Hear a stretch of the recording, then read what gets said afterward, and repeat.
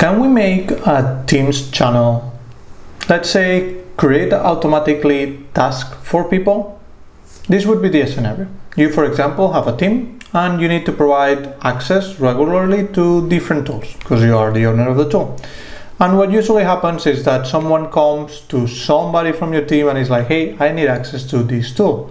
And then that person will have to tell them, no, you have to contact this other person. And then that other person is like, oh, you have to follow this process. Oh, or you have to do this or that.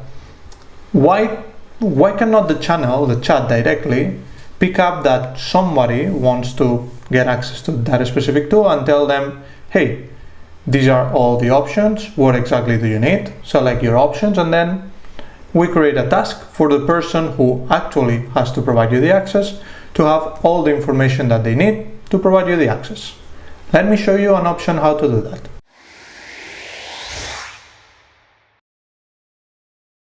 Let me show you how it looks. Basically, the person who wants that access or that request will come to the team channel that has that automation, and they will just create a post. Something like, hey, I would like to have access to the data. And they will post it. Automatically, the automation will pick up on that message and know that they will need something. In this case, what is it that you actually need? There's several options. Let's say it's the database, you submit it. And now what's happening on the back end is that based on your selection, the automation is going to create tasks on a different team, the team that has to provide those access, and each task can be in a different Teams channel. It doesn't have to be all on the same. And it's going to say, hey, there's someone that needs access to the database, already knows who needs to assign it to, because that's something we built on the automation, and it will do all of that on its own. If we come here to the task, we'll see we have a task that is access to the database. These are all tasks of all the tests that I was doing before. Let me remove all of them and show you what happens if we create another option. It's basically the same. If we go back to the initial channel, we post here and we say, hey, I need access to the HR tools, and we post it. And we come here and we are, hey, HR tools, submit. If we go back to the task on the other channel, here we have it, provide HR tools. Now, let me show you how that looks in Power Automate.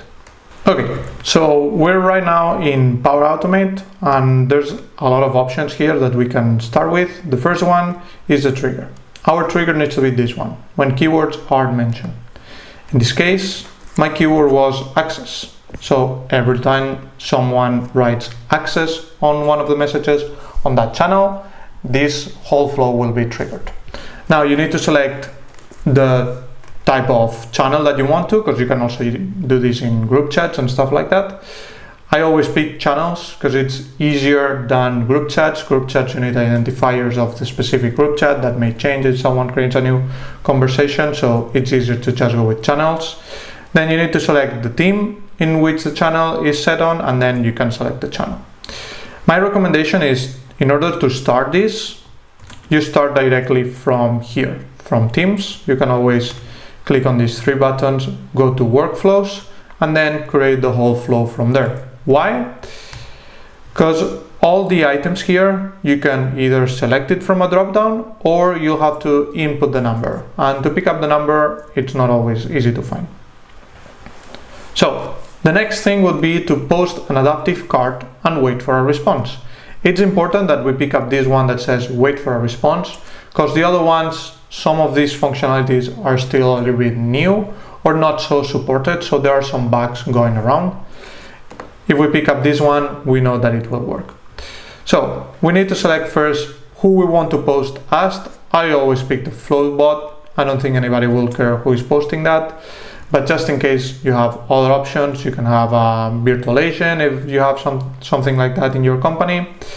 Then you're going to post in the channel, the same in the one that people were requesting the access or whatever they need to request. Then you go all the way down and you go to the theme. You have to select the theme and the channel in which you want to post. And then you can always have an update message like thank you or your request was submitted, stuff like that. And all of this code is JSON code that I'll show you after I'll show you the rest of the Power Automate. The only thing you need to know here is that all of these you don't need to write. Microsoft has a tool that will automatically create this for you. All you have to do is drag and drop everything that you need on that tool. It will create this code for you and you can just copy paste it here. Once you have the output from here, I always compose it to integer. It's just to change it from it being text to it being a number, and I'll show you why. Because the adaptive card that I have, all the options are actually stored as numbers. Then, with the options that we have, let's say it's options 1, 2, 3, we can create different cases. So whenever it's option 1, do this, whenever it's option 2, do this, whenever it's option 3, do that. And that's basically, hey, if they select database, that's option 1. I want that you create a task for the team that manages the database, and this is all that you have to put in the task, and this is who you need to assign it to, and all of that for the different cases. Now, for that you will go to control, and if you come here, add an action, here, this one, controls, and it's the one that it's called switch. This switch, you'll have to input what are we evaluating, what's the thing that it's going to tell us if it's one case or another case. And on our case is going to be the output of the previous compose that basically changed from text to number. Then in each case we have to tell it what's the value of that element that we use for the switch that is going to trigger that case or the other cases. So in this case it's basically if it's equal to 1, then if it's equal to 2, or if it's equal to 3, and then you can have a default case in case nothing of the other cases happen. Then inside of each case you're going to create the task for each team. In my case we only have one team here for the example, but you can use this for any team you are part of, and you can basically come here, select the ID of the team, then the board where you are creating the task, then the title of the task, and then you can create a bunch of other things that are related to task. Things like if there's a start time, a due date time, if there are bucket on any specific bucket, and then the different colors, and also who is the user that needs to be assigned to. And here you can have a lot of different options, the priority and all of that. And we'll do the same in each one of the cases. You can see that this one creates access to database, this one creates access to Teams channel, and this one creates provide HR tools. Now, with this in mind, let me show you the adaptive card, and for that you will come to Google and go to adaptivecards.io/designer. If you don't put the designer, you just come here and then go to designer. This is all Microsoft support, so you don't have to do anything, like the tool will be always up to date. Things that you need to have in mind is this select host app. It's basically where this is going to be displayed. In our case, Microsoft Teams. Then the theme is just for you to see how it's gonna look in one theme or another. The type of device, in case you want to really use it on phone, that you know your users are always on phone. I usually always go for desktop. And then the target version. I will recommend you that you never use the last one or the previous to last. Always use the one before, because there are some bugs that are going on here, and there's some things that are still kind of not working properly. So if you go a couple versions behind, you always make sure it's working. Right now, the one I was using was version 1.4. What can happen also is that if I have here selected Microsoft Teams and I go to the latest, it will already warn me that this is not supported in Teams. Now, version 1.5 is supported, but again, don't use the last one, use the previous one, that you know everything will work perfectly. Now, what we have here is a simple example of what you can do, and you have always samples that you can use. I will actually recommend you start from a sample, but the things that you need to know is that this is the card that is going to pop up, and you can change absolutely everything. I can remove this text, I can remove just the name and leave the rest of the stuff.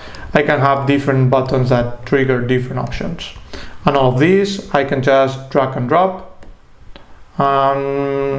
Any other stuff that I want to drag and drop, I can just grab it. And once you have designed what you want, you just come here to copy card payload, you copy that, and that's what we're going to paste on this post adaptive card.